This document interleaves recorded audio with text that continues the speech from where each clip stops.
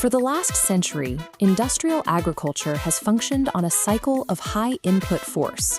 We rely on heavy machinery and massive chemical tanks to pump the soil with synthetic nutrients, attempting to override natural depletion with sheer chemical pressure. Contrast that with traditional Amish farming. Without chemical intervention, these communities maintain high yields using horse-drawn equipment and a deep commitment to soil health. The difference is measurable in the harvest itself. Aramim seeds, grown through these traditional methods, hold a nutritional density that modern commercial hybrids can't match. In some cases, a single heirloom fruit can offer the mineral equivalent of 3 store-bought versions. Modern science has spent decades trying to solve yield problems by looking down into microscopes, but the most successful traditional farmers have spent centuries looking up at the sky. They rely on a system of gravitational farming, an approach that treats the moon as the primary engine for agricultural success.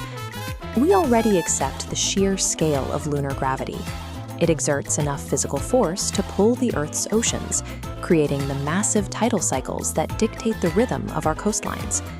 But if the moon's gravity is powerful enough to manipulate the entire Pacific Ocean, what is it doing to the water buried inside the farm's soil?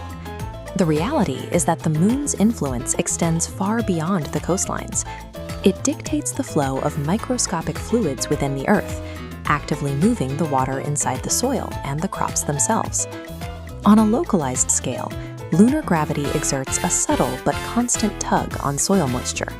It is a biological phenomenon driven by celestial physics. This gravitational pull enhances capillary action, drawing moisture up the plant's stem and moving nutrients from roots to leaves. This microtide is a continuous cycle of upward and downward momentum, operating perfectly with the 28-day lunar calendar, acting as the farm's hydration heartbeat. Planting at random forces a seedling to fight against these natural forces, but by timing the planting with this microtide, farmers provide their crops with free biophysical momentum. The first major window for this momentum is the waxing phase, the 2-week period building from the new moon toward the full moon.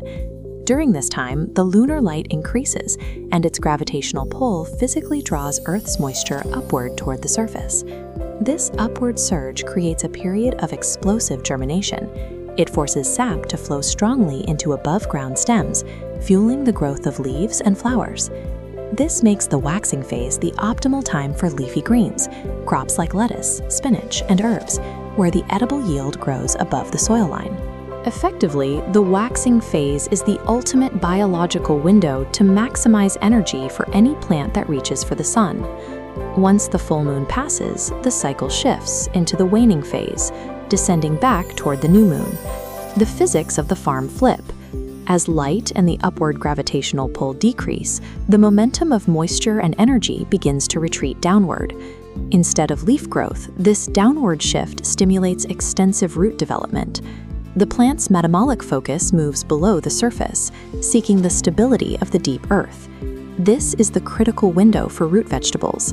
Carrots, radishes, and potatoes rely on this downward shift to develop the dense structures we harvest. The waning phase acts as a natural anchor, focusing the plant's energy exactly where a root vegetable requires it most. Traditional tools like the farmer's almanac are often dismissed as folklore, but they are actually precise astronomical charts. Amish elders use these charts to map complex celestial astrophysics directly onto their daily labor. They aren't just planting seeds, they are navigating the solar system. By following these rhythms, they are harnessing a massive engineering service provided for free by the planetary alignment of our solar system. This traditional knowledge represents a sophisticated understanding of physics applied to the most basic requirement of human life: survival. This reveals the core truth of the farm. High-yield agriculture is not about aggressively controlling the chemistry of the soil or dominating physical space. The ultimate technology in sustainable farming is timing. It is the art of aligning our labor with the Earth's pre-existing rhythms.